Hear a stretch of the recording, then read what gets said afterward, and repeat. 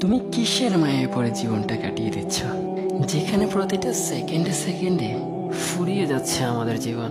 অন্তিম মুহূর্তটা আস্তে আস্তে কাছে চলে আসছে, অথচ মৃত্যু যে আমাদের জন্য অবধারিত এ ব্যাপারে কোনো সন্দেহ নেই, সন্দেহর অবকাশও নেই। কারণ দ্ব্যর্থ কণ্ঠে কোরআন নিজেই ঘোষণা করেছে, কুল্লু নাফসিন যায়কাতুল মাউত, নিশ্চয় প্রতিটা প্রাণীকে মৃত্যুর স্বাদ আস্বাদন করতে হবে। ভাবতে পারেন একদিন আমরা সবাই চিরদিনের জন্য বিদায় নিব, ছেড়ে দেব এই রঙিন দুনিয়া। অন্য সবার মতো আমাদেরকেও গিলে খাবে এই মাটি।